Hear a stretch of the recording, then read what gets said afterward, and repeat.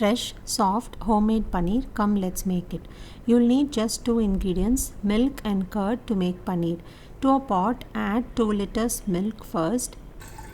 Keep in medium flame and let it come to a boil. When it starts to boil, give a quick mix. Now add 1 cup curd little by little and keep mixing simultaneously. The quantity of curd may slightly differ depending upon the fat content of the milk.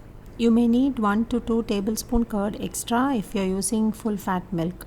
Mix continuously until it curdles completely and whey water separates.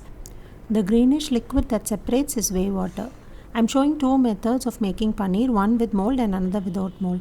Place the paneer mold over the strainer and put a cloth. Transfer the curdled milk to it. Rinse with water, then press it with a ladle. Squeeze and drain as much water as possible. Bring edges of the cloth, fold and wrap it. Close tightly with the lid. Press again to squeeze excess water. You can place heavy object directly on this or place the paneer mold on wire rack. Press to squeeze excess water, then place the heavy object on it. Set it aside for 1 hour. After 1 hour, remove the heavy objects and unwrap the cloth. Push it gently from bottom to demold easily. Your homemade paneer is ready. You can store it in fridge like this or cut into cubes and then store. I usually cut into cubes and store it in soaked water. It keeps well for about a week.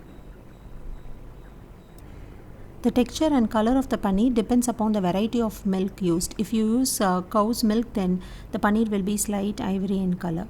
Make sure to use full fat milk so that you get firm solid paneer pieces like this. See how soft the paneer is. Now I am showing another method without using mold. I reserved little curdles for showing you this. Pour it over the cloth placed on a strainer, rinse it well. Bring the edges of the cloth and press and squeeze as much water as possible. Then flatten it slightly and place heavy objects on it. I had very little, so squeezed all the water, so place it on a plate itself. If you are having a big block, then place it on a strainer and then place the heavy object on it. Your homemade paneer is ready to use. Cut into small cubes and then store. In both the methods, the major difference is only the shape.